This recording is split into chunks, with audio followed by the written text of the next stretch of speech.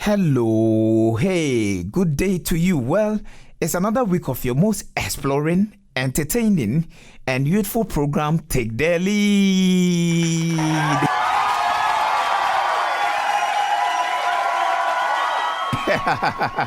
And of course, there's no right frequency to tune into on your dial at this hour than West Africa Democracy Radio, broadcasting on 94.9 FM from the West Wing of Africa, the heart of Senegal, Dakar. Many thanks for joining the cruise and welcome to this week's edition of our youth magazine program, Take the Lead. I am your host.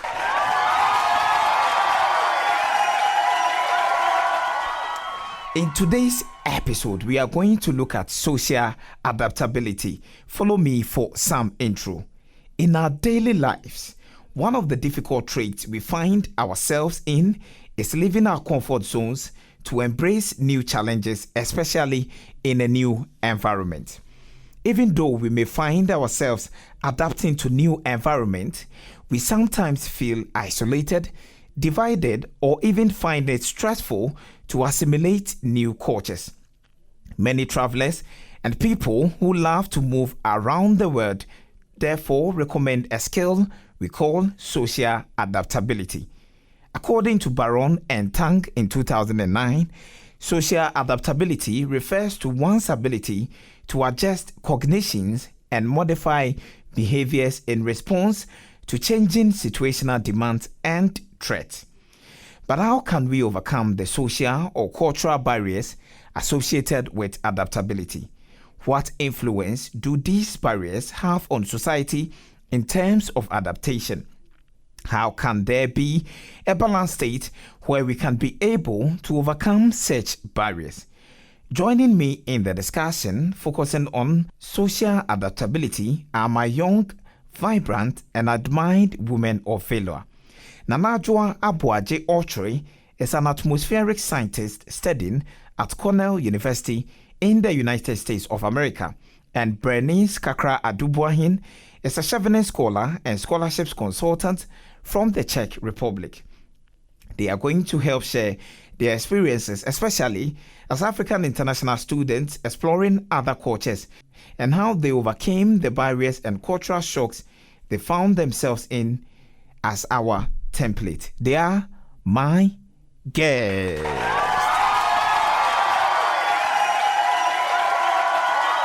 Hello, smart, beautiful, and women of valor. You're welcome to Take the Lead on West Africa Democracy Radio, broadcasting on 94.9 FM. Thank you. Thank you, James. Thank you for having me. Thank you for having us. All right, so let me begin with Thank you. you for having me.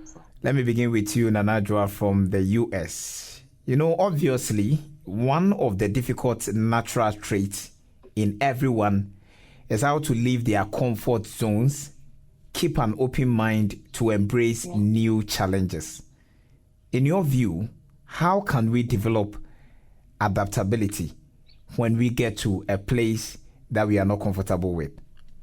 Thank you very much. So, and what I will say first is a cultural awareness. So let's say if you're traveling from Ghana, you have to learn to familiarize yourself with American culture, their customs and social norms before you travel. So let's say you learn about their common greetings, their appropriate behavior in public and spaces, and their cultural practices, so that to avoid any unintentional misunderstandings. And also you should learn that English is the mode of communication. So you should try to learn English. If you don't have a good spoken language, you should try to learn English so you can practice English. And let's say good enough, Ghana speaks English, so it's easier to adapt such environment. And also most Americans are bilingual because it's a very diverse country with people from all parts of the world. So you also, but the mode of communication is English. So once you have a good command in the English language, you are sure to be able to adapt to your environment. And also you have to learn about their etiquette and their manners, their socializing and networking, and also how open-mindedness and flexible American culture is. So if you are trying to approach Americans, you approach your interactions with an open mind. You embrace diversity and also different perspectives. So that is what I would say in terms of how to prepare your mind to get into a new environment away from your comfort zone. It's not easy, but I think it comes with time. You adapt your time. It's like we always say in our country, like culture is dynamic. So you just evolve into the system. That's what you do. All right, interesting. So, Kakra, based on what Nanadwa is saying, she began with using the American culture to, explain the social adaptability. But to create that kind of, universal adaptability, you have been to, a lot of places in Europe. Indeed, Nanadwa, to beyond America, she has also been to there. So, I want us to look at it from that universal blanket. Does this adaptability comes with some satisfaction, especially in this modern society that we find ourselves?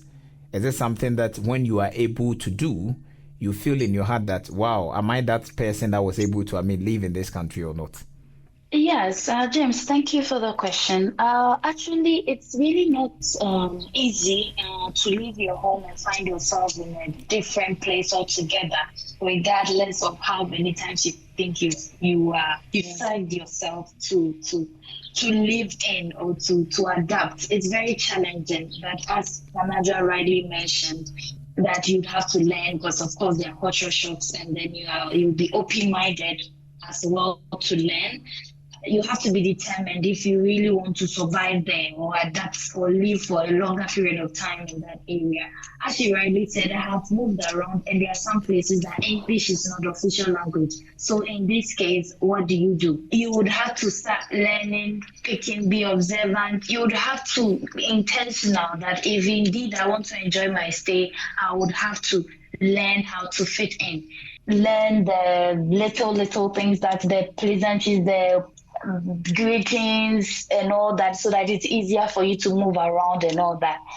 A country like the Czech Republic, they speak their language Czech, which is very difficult. And if you speak English, they'll not mind you. It's a very difficult language, but then greetings, you say ahoy, it means like hello. They know that you are trying. Then they'll be open up to help you in case you even speak English after the ahoy. They know that, oh, you are actually trying.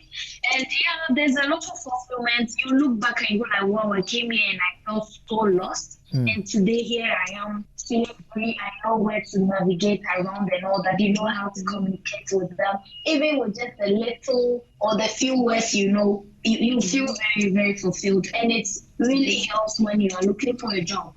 Sometimes you may not be proficient in their language, but then when they know that you are trying, you are learning as a beginner, they know that indeed you are willing to live with us, you accept us, and you recognize the importance of our culture. So it's a very fulfilling thing. Imagine if here I am able to speak like 5 different languages. It's an amazing thing. I can speak Spanish, I can speak French, I can speak Czech, I can speak Italian. It's a very, and people are doing it. So I think it's something we should all encourage. We know that from way back we have this racist thing. When I come, I'm all alone, do what I came here to do and leave. You will not enjoy life. You can't live as an island, so you have to learn, open up, and learn about different cultures. Of course, there are culture shocks, but if you really want to thrive in a different place, you would have to learn to accept the people, learn to adapt, learn to respect their culture, learn to recognize their culture, which I believe it goes a long way to open even bigger doors and opportunities for us. Wow. Networking opens greater doors for us. Yes. That's really beautiful. So I'll get to the Najwa. James, that's what I can say. Yeah, sure. I'll get to the Najwa on that and ask very simply that all these skills that you are saying we should learn, is it like we should go and buy a book and learn it, or it comes from experiences? Oh, thank you. I think the best form of knowledge is experience. So you have to, one thing I learned is try to work with the local people. Most Ghanaians, when we travel, we tend to look for our own. It's very necessary to look for your own community and join them to feel safe. But then if you have a longer term, let's say you want to stay in Europe, I've been in Europe before, and you want to live in, let's say, Italy or France, you have to work with the local people, learn from them.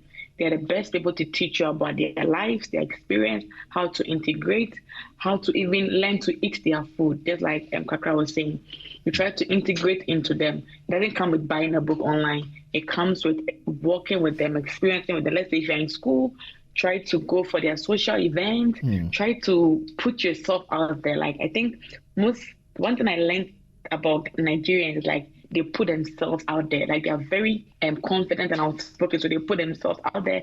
While Ghanaians are, like, let's say, coward, we try to keep to ourselves. So you try to put yourself out there, talk to people, interact, and integrate into the community where you find yourself, not necessarily only working with the people that you, let's say, you meet some Ghanaians. Do not always be with the Ghanaians. Try to move around, learn from the locals, and try to adapt based on that. And then with their experience, very soon, in a month or two, you will find yourself speaking their language. Let's say when I was in Italy, I went there with Ghanaians, but then I tried to work with the Italians, eat with them, go hang out with them. Within a month or two, I was speaking Italian. I mean, that's a good start.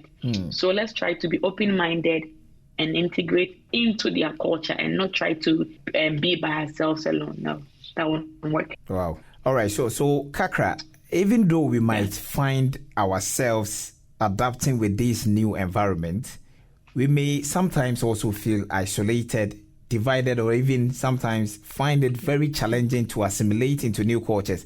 I mean, I'm in Senegal, a French country.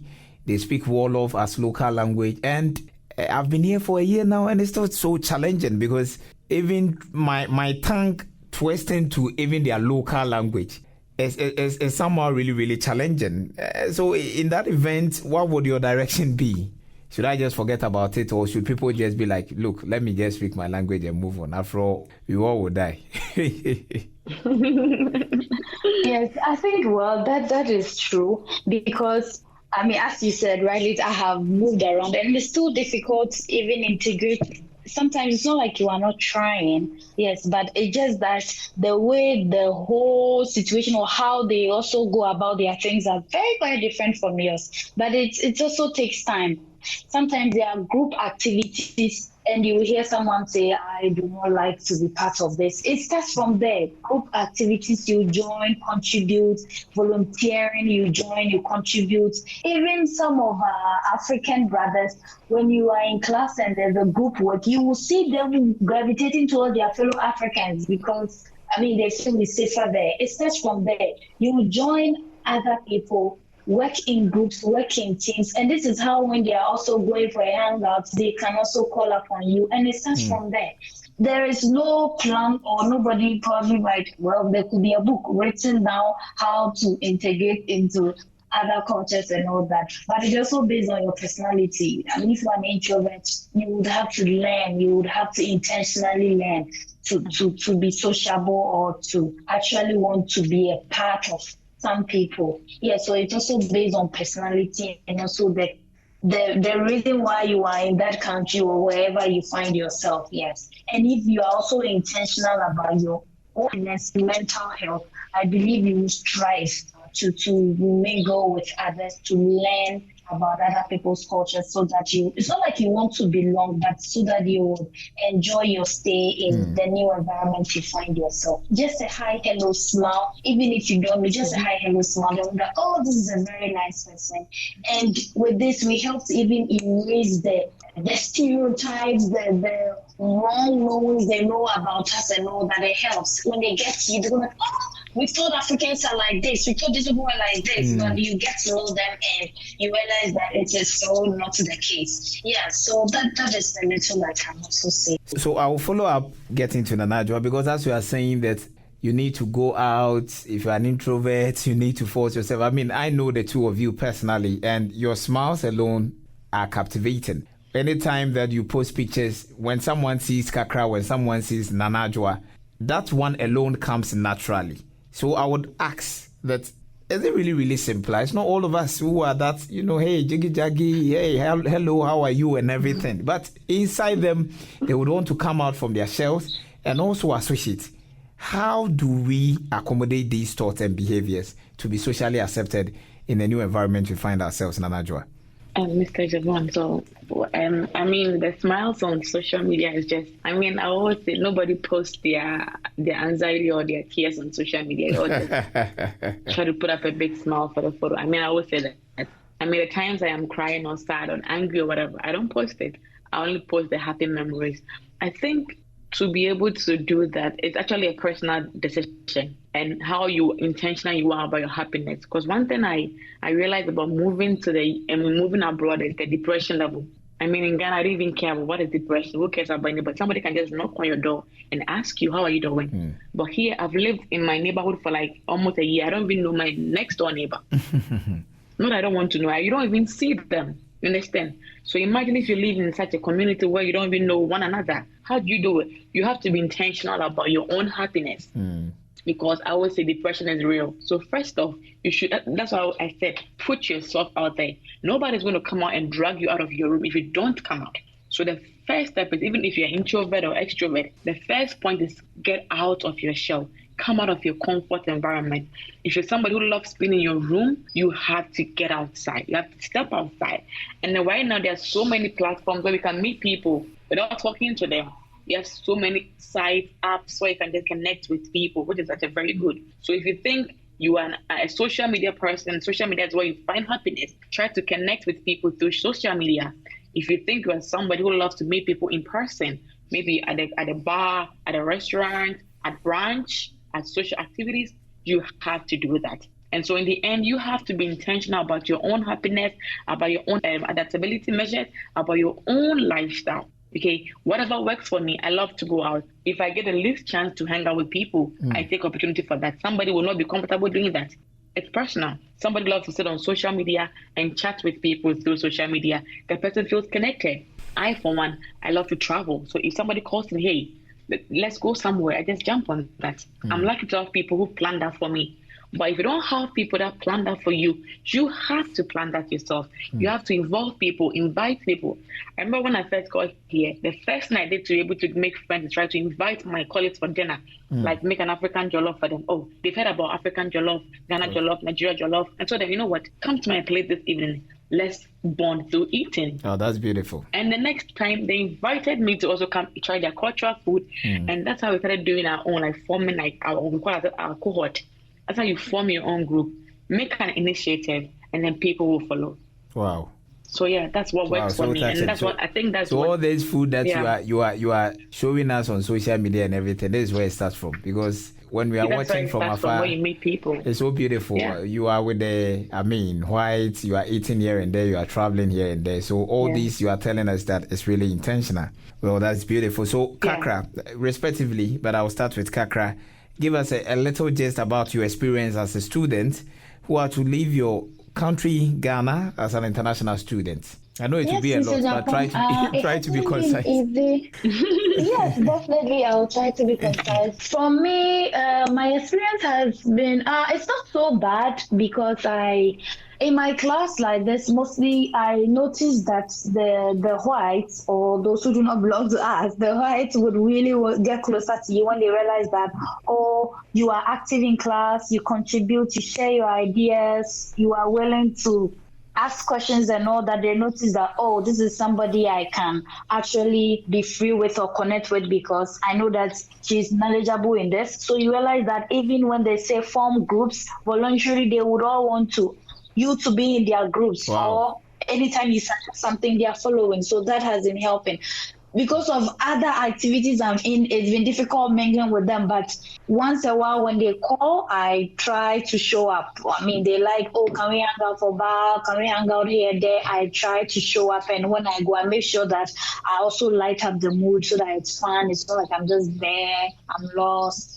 I enjoy their company. They enjoy we share jokes, we laugh. Yes, if there's an initiative, somebody would want you to help in something, I try, check my time schedule, and then if I am available, I do join in. So that is what has been helping. And also I try as much as possible that when we have to work in groups in class, I try to also join a different group than like the normal one that I'll join with my African brothers. I try to join another group just to learn about how they also do things, and they also learn from me. So this has been helping, and we've been having a lot of hangouts, especially in my UK schooling period or duration. This is what has been helping me. And once a while they create a page, they'll be like, oh, hangout, you also contribute. You are just not there, you contribute. Oh, I'll bring this, just like Nanaja was saying. African food, you tell them, oh, I'll bring this, it's nice, have a taste of it, you share about it, they get enthused. So it's just the little things. You don't have to become a clown to be liked. It's just these little initiatives that we have all been doing, and we have, been surviving. So it doesn't, and you just let me chip in. It doesn't come with any financial burden, especially as a student that you may not be working or having a strong stipend, and you are called to hang out and everything. Like as Nanajwa is saying, travel and all. If I don't have money, how can I be able to adapt? I mean, the travel is open. It's open, and most travels has always been road trips. It's not expensive. It depends on the kind of clique. If they suggest and you are not interested, and most times with international student or being outside, when we meet, you are bringing your drink from your room or your fridge. And sometimes it's just beer. It really doesn't take much to hang out here like we do in Africa or in Ghana. It's just a beer, and you just sit down, talk. And the beer is like you use coins to buy. In Ghana, like how much you buy a Coke, a bottle of just one, then you sit down and then you talk about it. It's not every day. Yeah, so you don't even have to think about it. You just have to put a little in your pocket. You buy what you can afford. This one we are not buying, and then we are all eating, and now it becomes a burden. You buy what you eat. So if you think you just need water, you come with your water, and we talk, and then we are done. It really doesn't cost much. Wow. And it cannot cost at all. In some cases, it doesn't cost anything. It's just your presence that is needed. I see. I am shocked because still in Africa, when we say we are hanging out, you should understand. Okay, Nanajwa, give us your experience as well. All in your pocket. Okay, so I think I'll start from my experience from Italy through to France and to the US here, and sometimes the UK. So when I first got to Italy, I was lucky to go with two of my other colleagues. So like we were just three from King University in the same classroom. But I mean, what I did was try to integrate. I love to meet new people. That's one thing about me. So I became the class rep. I mean, I got the class rep because nobody wanted it. I was like, okay, I'll just volunteer to be the class rep for this class. And that was where I started interacting with people. Once you're a leader, people come to you, ask you questions. So for me, it's easier for me to adapt to environment because I move with this open-minded thought. Like I'm ready to learn new things, learn and unlearn. So that was the first step. And then that was it. Then I moved to France. So in France, I went alone. So after Italy, we all departed, and then we all went to a separate area. So that was the first time I was actually by myself with nobody else, no Ghanaian. But luckily, I also found a Ghanaian, but he was also like a bit distant. So what we do is I love to organize like events, not events, but hangouts. So I asked, hey, do you want to go here? There's this new place I checked on the map. I love using the map. I check all the nice places to visit, and I put in a group, hey, people, do you want to go here? You get one or two people who want to come join you. That's how I work. So I make the initiative. And right now, they call me the life of the party. If they're having a program and I'm not there, nobody will want to join because they're all boring people. So you have to put yourself and just light up your presence. Let your presence be felt so that whenever you're not there, they'll be looking for you. In terms of taking a toll on your pocket, one thing I realized here in the US is when you go out, you pay for what you eat. So let's say if your friends tell you, let's hang out at this bar and you don't have money, oh, I'll take a rain check on that. Like, okay, thank you for the invite, but let's do it another time. It's okay. And then mostly it's not like a daily thing, maybe once a month. If you're intentional about hanging out, or once a month, you try to meet and catch up. How was your work? How was your research? How was your social life? And all of that. So with my research group here in the US, my advisor is somebody who wants us to always meet like once a month. So sometimes she even organizes the hangout for all of us to come and join, have dinner and eat at their own cost. So sometimes you get like favors from the professors. Your professor will organize a dinner for you people to come and eat. Yes, my professor does that. Hey. Yes, just to catch up. Just to catch up away from the research work, away from the graduate school stress. Yeah, and then sometimes she'll give us like gift cards to go and just hang out. Okay, just take a $10 gift card and go and hang out. Wow. And then in terms of traveling, US is very good on credit cards. Like you don't have to have physical cash to go outside. Once you come to the US, you earn some money. Let's say even if you earn like $500 a month, you are entitled to get a credit card. So once you have a credit card, you can actually use it. It's money, but you pay later. So if you see me hanging around like partying, traveling here and there, it doesn't really cost much. Wow. I mean, I'm not paying it upfront. I can just pay it in 3 months or 4 months time. It's on my credit. So it's actually the environment. I mean, the environment even creates itself for you to have fun if you want to. But then mostly we need people to hang out with. So if you need people, you have to, like I said, make yourself available, make plans. But I'm actually lucky to have people around me who make plans and include me. Mostly they call me, hey, Nana, and we want to go here. Do you want to join? And I'm like, okay, let me check my schedule and come back to you. Okay, how much will it cost me? Do I have money this month? I don't have money. Okay, no, I can go. Next time they'll still invite you. But then if they keep inviting you for 1 or 2 or 3 times and you don't show up, next time they are never going to invite you. So try to, at least if you get invite, try to another invite, let's say once in a while, just so that they know that, oh, they're not wasting their time inviting you. Wow. So in the end, it still boils down to the individual person. Like I said, some choose to stay home and get depressed. Some choose to go out and have fun. Sometimes, even like I always say, sometimes we may be at our lowest, but you see us hanging around posting. And sometimes too, the places we go to are just like in our backyards. You don't take a bus. You just have to walk. And there's so many ways to get public transport. There's buses system, which is cheap. There are like, you can rent a car, which is also very cheap.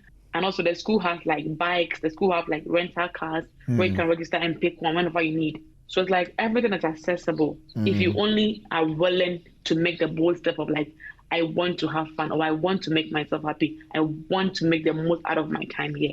You do it. And also there are so many, like there are churches, there are social events, there's so many things that goes on. So you have to subscribe to all their emails. You have to join the social media platforms. You just have to engage to be able to know what's going on.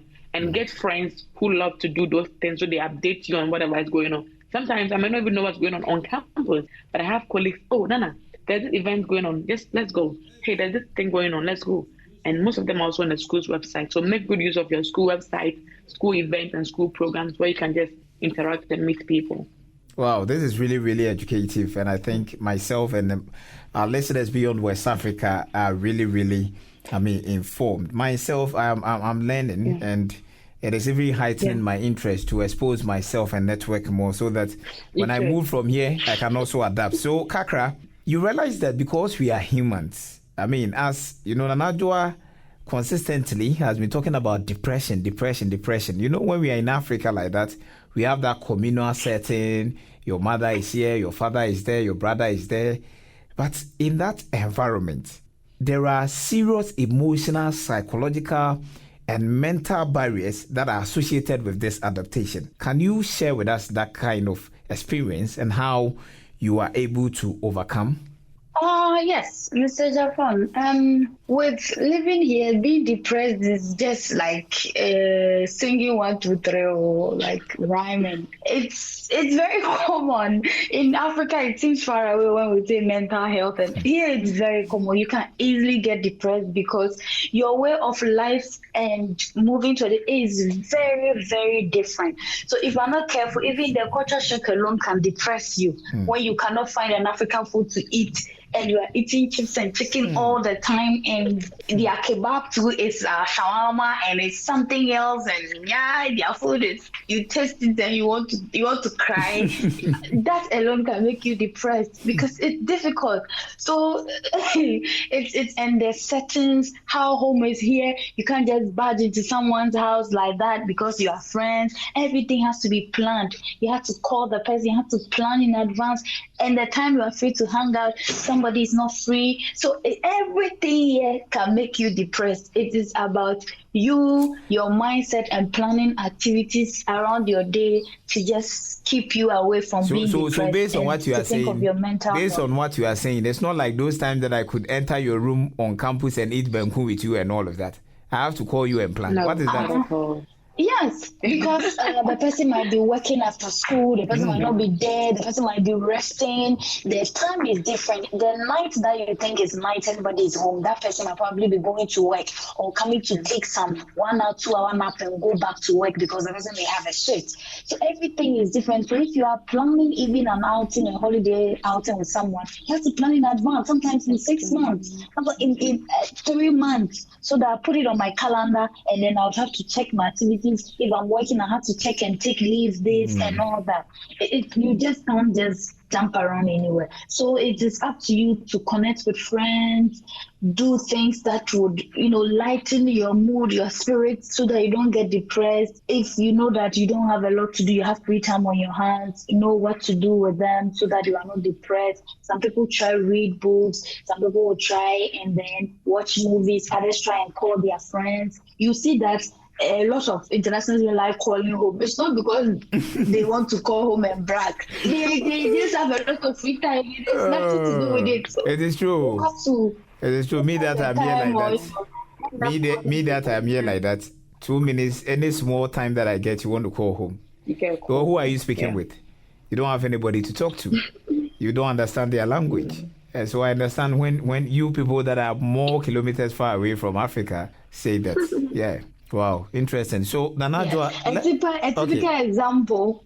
Let me just chip in. If you go to TikTok, you see that most of the videos are people who are outside. Yeah. These days, you people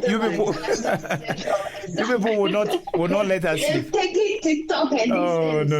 podcast. It's because there's free time, there's Wi-Fi, but they're just bored. So they do this thing. Just try to. Everybody is creating an account. Everybody is telling us out what to expect when we travel and blah blah blah. Oh god. Yeah.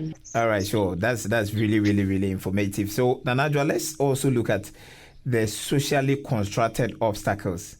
I'm talking about in terms of gender. In Africa, the kind of roles or the kind of ladder that women may go through may be quite, let me put it in a way, obstructed, because women may not be given that chance like that in terms of work, in terms of family, a lot of issues or cases where women are limited. So in your view and with your experience, what has been some noticeable difference with regards to allowing women to rise on the ladder in the environment that you find yourself?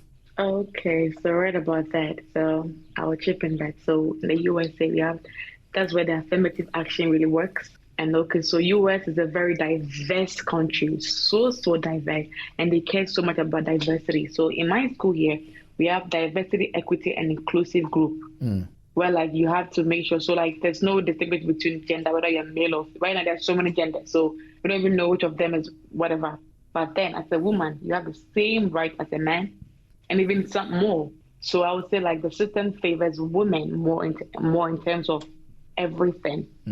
So there's no, you are a woman, so you cannot go here. You are a woman, so you cannot step here. No. If you want to do something, irrespective of gender, you can do it. Your only limitation is in your mindset, nothing else. Nothing stops the woman from climbing any ladder.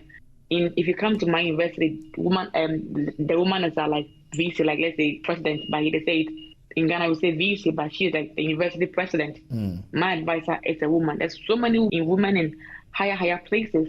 But I think what my advisor told me was that it was not like that at first. We all evolved from somewhere. But right now, US is diverse, and irrespective of your gender, you are not limited by gender. You can do whatever you want to do if you make up your mind to. You are not limited by whatever.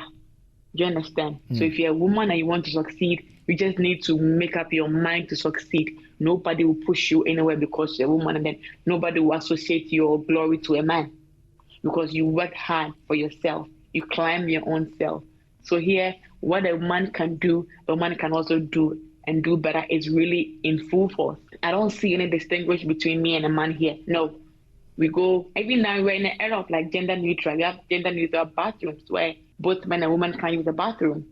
That's how narrow it has become right now in terms of gender. So for Japan, I don't see gender as a barrier in terms of reaching a successful career or trying to climb a ladder in life. You don't need to be, in my opinion, I have not seen anybody being limited because you're a woman, don't go here, because you're a woman, don't step here, because you're a woman, you cannot shake this person's hand. No.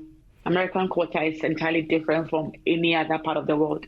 You are all given equal opportunity, whether you're a man or a woman. That's it.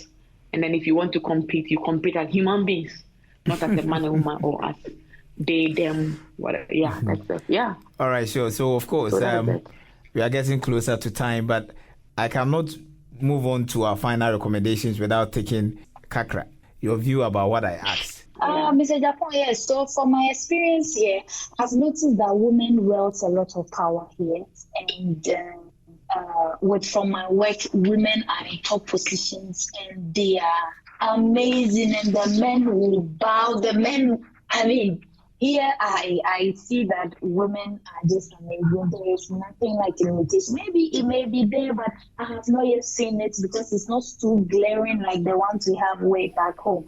But here, maybe, as I said, maybe some little that we may observe, but in terms of the opportunities available to women, enormous. Even my first cultural shock too was when we had this gender neutral washrooms. I was going to the washroom, I entered, and there was another guy passing. I said, have I entered a different place? I came and realized everybody's going there. It took me a while before I adjusted. Because here we don't have anything like that. Everybody is viewed equally, and you can't even address someone as a he, she here.